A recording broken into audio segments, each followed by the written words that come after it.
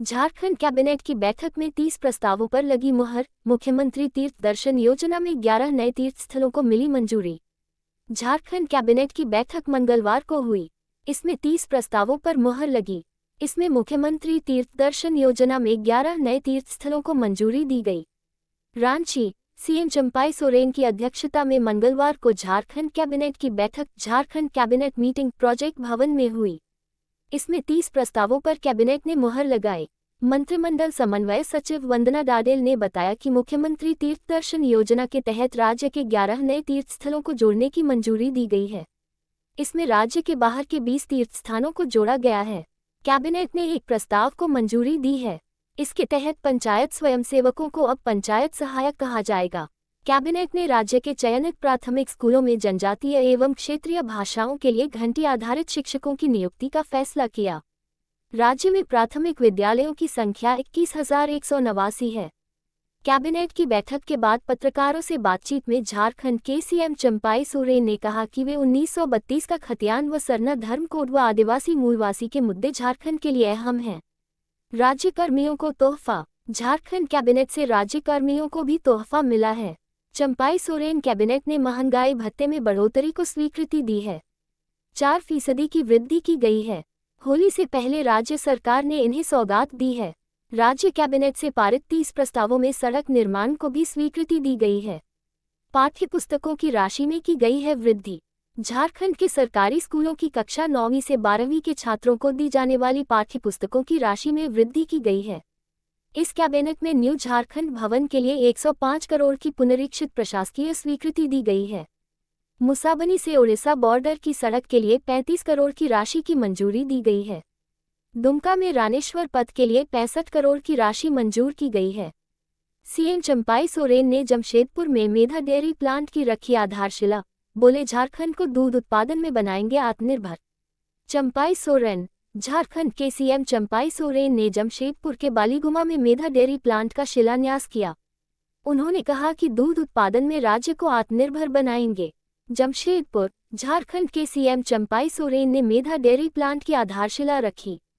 उन्होंने कहा कि किसानों व पशुपालकों की आय में वृद्धि और उन्हें आत्मनिर्भर बनाने के लिए कई कदम उठाए जा रहे हैं। राज्य सरकार द्वारा दूध उत्पादन से जुड़ने वाले लोगों को अब 5 रुपये प्रति लीटर प्रोत्साहन राशि दी जाएगी। दूध उत्पादन में झारखंड को आत्मनिर्भर बनाएंगे। वे जमशेदपुर के बालीगुमा में मेधा डेयरी प्लांट के भूमि पूजन कार्यक्रम में बोल रहे थे। उन्होंने कहा कि राज्य में पिछले 4 वर्षों में विकास के जो कार्य किए गए हैं वह 2 दशक में नहीं हुए।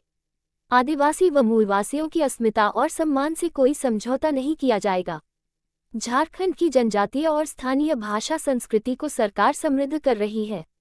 बेहतर शिक्षा से ही बेहतर समाज और राज्य का निर्माण संभव है। सीएम चंपाई सोरेन ने जमशेदपुर में मेधा डेयरी प्लांट की रखी आधारशिला। बोले, झारखंड को दूध उत्पादन में बनाएंगे आत्मनिर्भर। चंपाई सोरेन। झारखंड के सीएम चंपाई सोरेन ने जमशेदपुर के बालीगुमा में मेधा डेयरी प्लांट का शिलान्यास किया। उन्होंने कहा कि दूध उत्पादन में राज्य को आत्मनिर्भर बनाएंगे। लाभुक को योजना का लाभ देते सीएम चंपाई सोरेन। जमशेदपुर, झारखंड के सीएम चंपाई सोरेन ने मेधा डेयरी प्लांट की आधारशिला रखी। उन्होंने कहा कि किसानों व पशुपालकों की आय में वृद्धि और उन्हें आत्मनिर्भर बनाने के लिए कई कदम उठाए जा रहे हैं। राज्य सरकार द्वारा दूध उत्पादन से जुड़ने वाले लोगों को अब 5 रुपये प्रति लीटर प्रोत्साहन राशि दी जाएगी। दूध उत्पादन में झारखंड को आत्मनिर्भर बनाएंगे। वे जमशेदपुर के बालीगुमा में मेधा डेयरी प्लांट के भूमि पूजन कार्यक्रम में बोल रहे थे। उन्होंने कहा कि राज्य में पिछले 4 वर्षों में विकास के जो कार्य किए गए हैं वह 2 दशक में नहीं हुए। आदिवासी व मूलवासियों की अस्मिता और सम्मान से कोई समझौता नहीं किया जाएगा। झारखंड की जनजातीय और स्थानीय भाषा संस्कृति को सरकार समृद्ध कर रही है। बेहतर शिक्षा से ही बेहतर समाज और राज्य का निर्माण संभव है। सीएम चंपाई सोरेन ने बीजेपी पर साधा निशाना। सीएम चंपाई सोरेन ने कहा कि पिछले 4 वर्षों में राज्य सरकार द्वारा विकास के जो कार्य किए गए हैं वे पिछले 19 वर्षों में नहीं हुए। हेमंत सोरेन ने कोरोना जैसी वैश्विक महामारी और विपरीत परिस्थितियों में अपने कुशल नेतृत्व से झारखंड के विकास को नई रफ्तार दी थी। यही वजह है कि आज झारखंड विकास की नई गाथा लिख रहा है। हेमंत सोरेन ने विकास की जो लकीर खींची है उसी दिशा में उनकी सरकार आगे बढ़ रही है और राज्य को संवारने का काम कर रही है। झारखंड, मुख्यमंत्री चंपाई सोरेन ने 2454 अभ्यर्थियों को दिया नियुक्ति पत्र। दूध उत्पादन के क्षेत्र में बनाना है आत्मनिर्भर। मुख्यमंत्री चंपाई सोरेन ने जनसभा को संबोधित करते हुए कहा कि झारखंड को दूध उत्पादन के क्षेत्र में न सिर्फ आत्मनिर्भर बनाना है, बल्कि इसे अग्रणी राज्यों की श्रेणी में खड़ा करना है। दूध उत्पादन को बढ़ावा एवं किसानों व पशुपालकों की आय के स्रोत में बढ़ोतरी को लेकर अपनी प्रतिबद्धता जताई। उन्होंने कहा कि किसानों की खुशहाली से ही झारखंड की समृद्धि संभव है। ऐसे में किसानों को सशक्त बनाने के लिए राज्य सरकार द्वारा कई कदम उठाए जा रहे हैं। हमारी सरकार जो भी योजनाएं बना रही है, उसे धरातल पर उतारने का काम कर रही है। हम योजनाओं के प्रचार प्रसार से ऊपर उठकर उसका लाभ समाज के अंतिम पंक्ति के व्यक्ति तक पहुंचाने के लिए कार्य कर रहे हैं। आज राज्य सरकार की योजनाओं से जुड़कर लोग अपने को सशक्त बना रहे हैं। सीएम चंपाई सोरेन ने गिरिडीह को डेयरी प्लांट समेत 586.91 करोड़ की योजनाओं की दी सौगात। बीजेपी पर साधा निशाना। आदिवासी मूलवासी हमेशा हाशिए पर रहे। मुख्यमंत्री चंपाई सोरेन ने कहा कि यहाँ के आदिवासी मूलवासी हमेशा हाशिए पर रहे हैं। इनके दुख दर्द की किसी ने चिंता नहीं की। ऐसे में झारखंड के अलग राज्य बनने के बाद भी यहाँ के लोग पिछड़ते ही चले गए, लेकिन हमारी सरकार आदिवासियों और मूलवासियों की भावना, अस्मिता और सम्मान के साथ किसी प्रकार का समझौता नहीं करेगी। इन्हें सशक्त बनाने का प्रयास शुरू हो चुका है। इन्हें इनका हक और अधिकार हर हाल में मिलेगा। अब प्राइमरी स्कूलों में बच्चे मातृभाषा में कर सकेंगे पढ़ाई। मुख्यमंत्री ने कहा कि झारखंड की जनजातीय और स्थानीय भाषाएं एवं संस्कृति को बचाने और समृद्ध बनाने के लिए सरकार लगातार प्रयास कर रही है।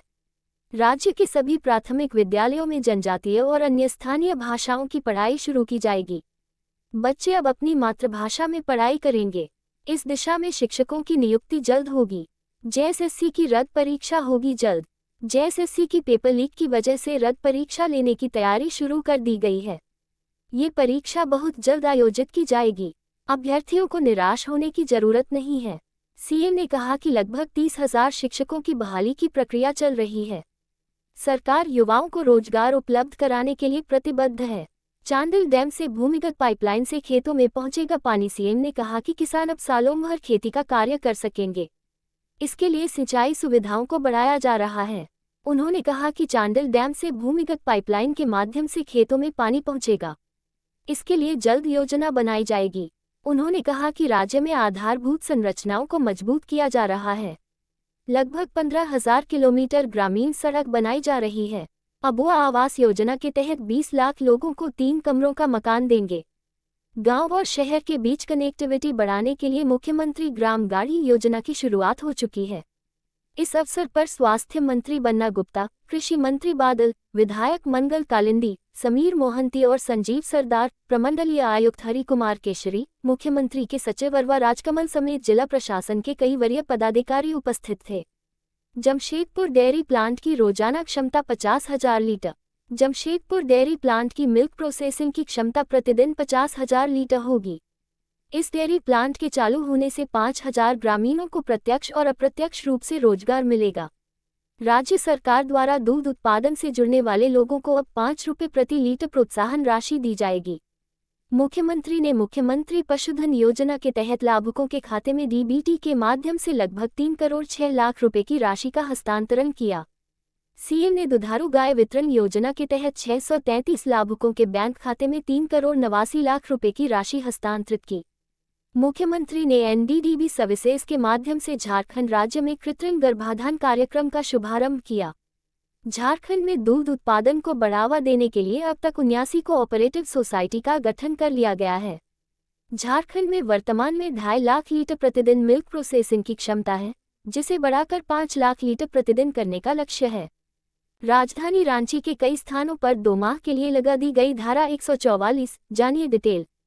सदर एसडीओ उत्कर्ष कुमार ने मंगलवार को झारखंड की राजधानी रांची शहर के कई स्थानों पर 2 माह के लिए धारा 144 लगाने का निर्देश जारी किया है।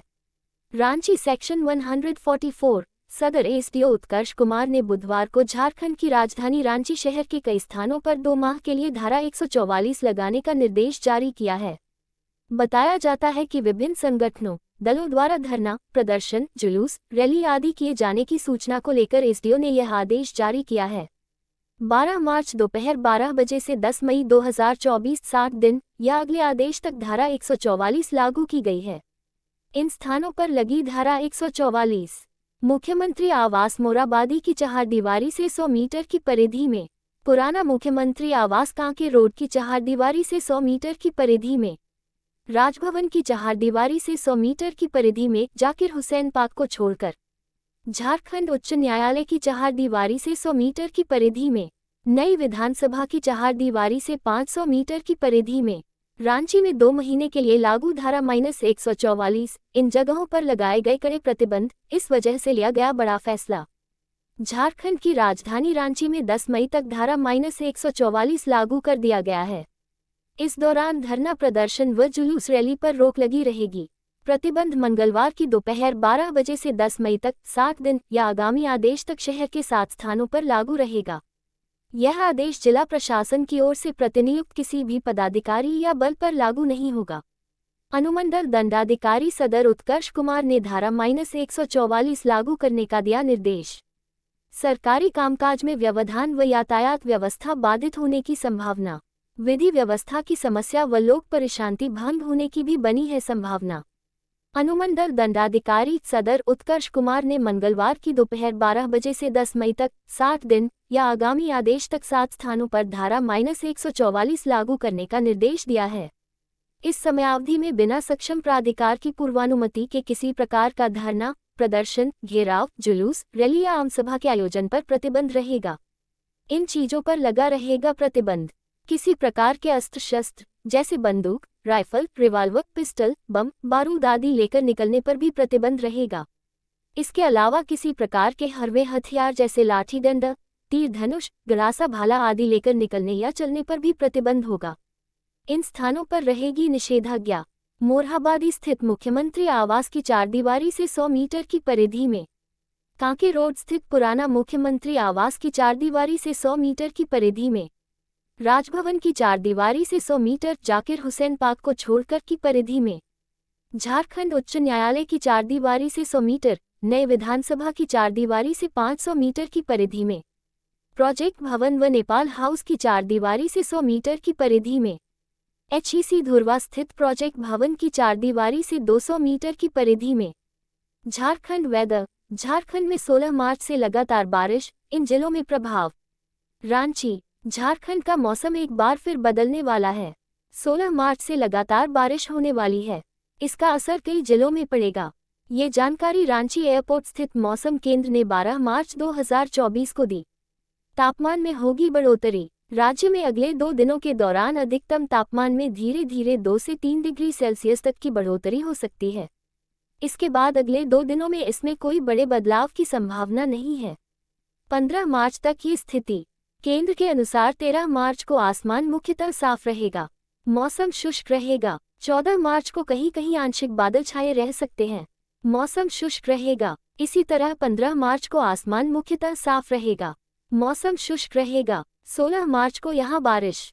केंद्र के अनुसार 16 मार्च को उत्तर पश्चिम, मध्य और दक्षिणी भागों में कहीं कहीं गर्जन के साथ हल्की बारिश होने की संभावना है।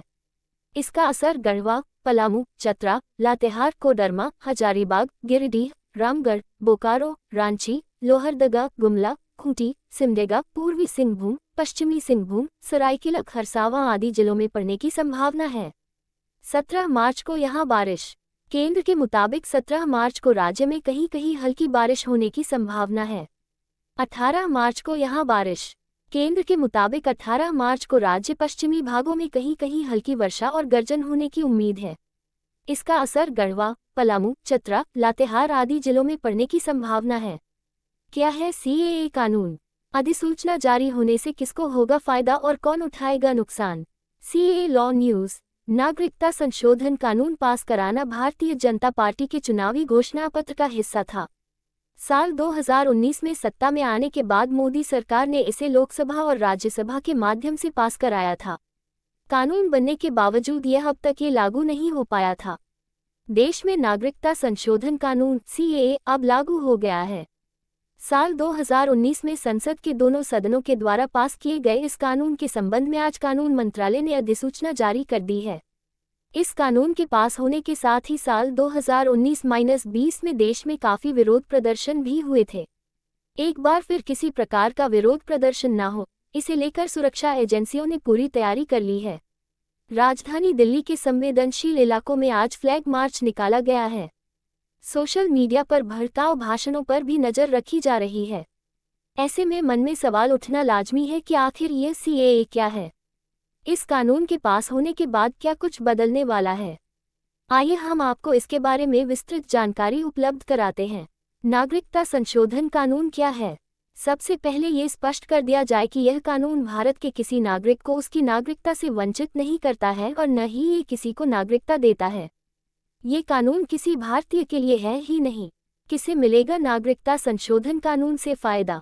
दरअसल ये कानून उन विदेशी लोगों के लिए है जो भारत की नागरिकता के लिए आवेदन करते हैं।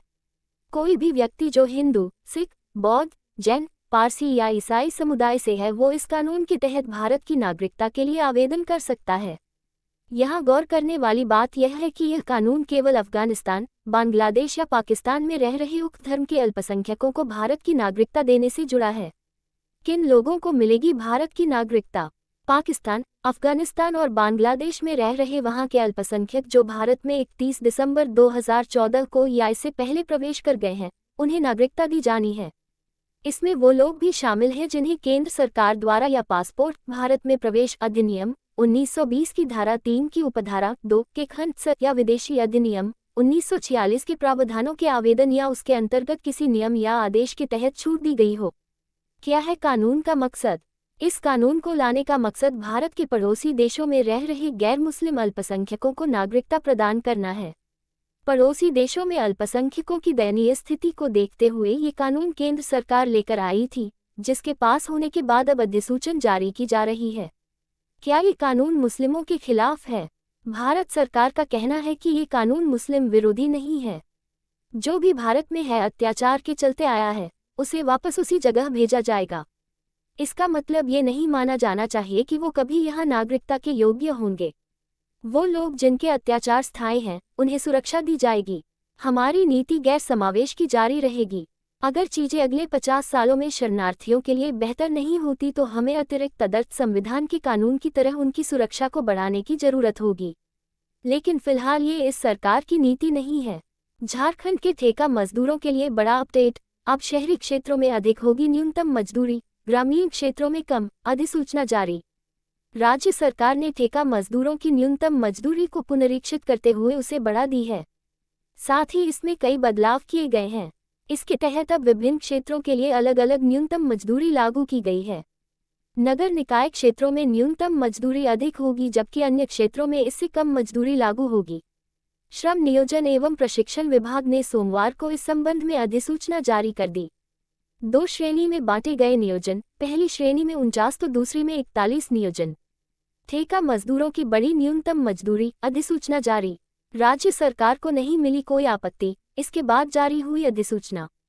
राज्य सरकार ने ठेका मजदूरों की न्यूनतम मजदूरी को पुनरीक्षित करते हुए उसे बढ़ा दी है। साथ ही इसमें कई बदलाव किए गए हैं।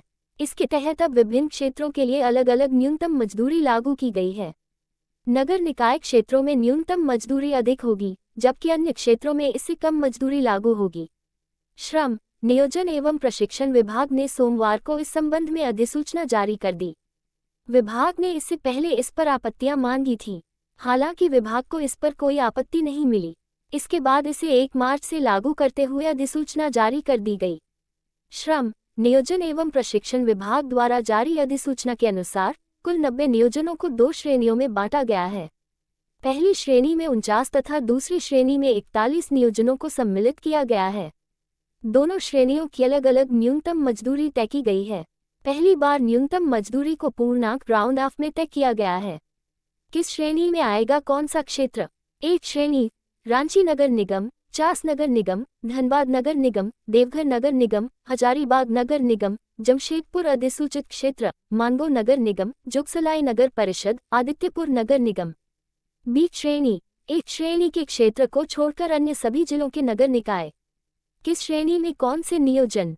श्रेणी क पकी खाद्य सामग्री बेचने वाली दुकान, पेट्रोल एवं diesel pump, hotel, restaurant, cinema, canteen, club, विक्रय प्रोत्साहन, कर्मचारी, बांध निर्माण, सड़क निर्माण, अस्पताल, नर्सिंग होम, शैक्षणिक संस्थान, प्राइवेट सिक्योरिटी, कंप्यूटर शिक्षा संस्थान, कोचिंग संस्थान, चावल, आटा मिल, पब्लिक मोटर ट्रांसपोर्ट, पेपर उद्योग आदि। श्रेणी ख, खादी ग्रामोद्योग, handloom cooperative sector, hosiery, poultry farm, सिलाई उद्योग, plywood, bakeries, ice cream, cold drink, pandal, motor garage, धार्मिक एवं सामाजिक संस्थान, कृषि नियोजन, केंदू पत्ता तोड़ने, मिट्टी काटने, हेयर कटिंग सैलून, पत्थर तोड़ने, घरेलू नौकर आदि। किस श्रेणी के नियोजन में कितनी न्यूनतम मजदूरी दैनिक राशि रुपये में? पहली श्रेणी क के नियोजन, क्षेत्र अकुशल, अर्धकुशल, कुशल, अतिकुशल। ए श्रेणी 468, 491, 647, 746। बी श्रेणी 446, 468, 617, 712। सी श्रेणी 424, 446, 588, 678। दूसरी श्रेणी ख के नियोजन, ए श्रेणी 446, 468, 616, 711। बी श्रेणी 425, 446, 588, 678। सी श्रेणी 405, 425, 560, 646।